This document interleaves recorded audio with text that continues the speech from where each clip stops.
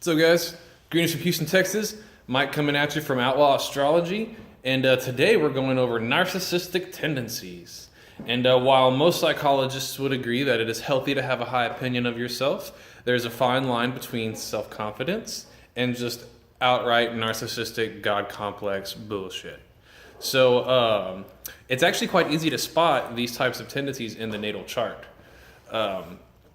You're actually generally looking for an overabundance of beneficial aspects being made to certain planets and in certain signs that can cause somebody to have such a well-integrated sense of self and a sense of ego that it can get to the point to where this person generally views themselves to be above all others. So what you're typically looking for, and also on top of that, you tend to find this more in a man's chart than a woman's.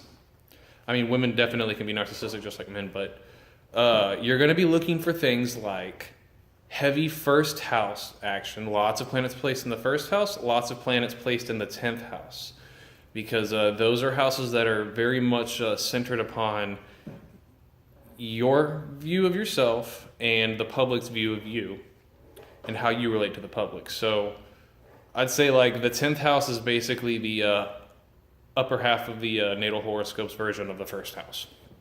You're going to also be looking for somebody who has their sun in an exalted sign.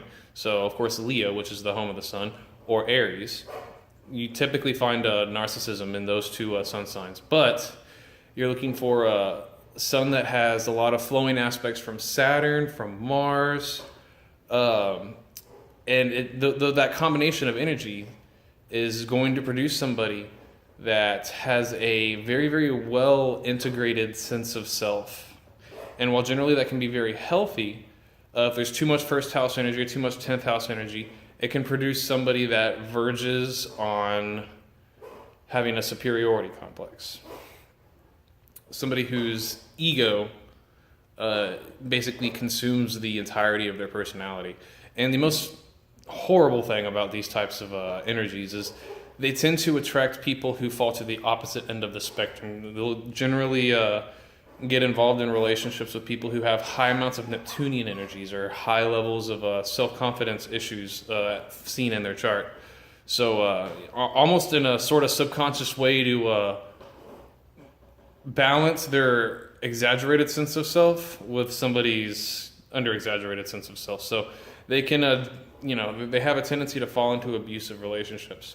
Narcissists don't seem to like other narcissists.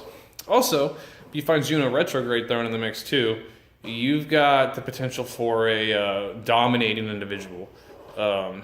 That's why it's actually really important, if you are into astrology, to look over somebody's natal chart before you get into a relationship with them, if you have an issue with, victim-savior patterns in your relationships in the past.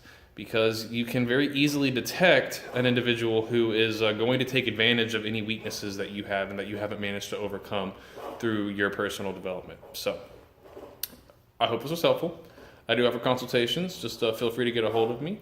And feel free to subscribe to my YouTube channel. We've got new content coming out every single day. So, thank you guys. Until next time.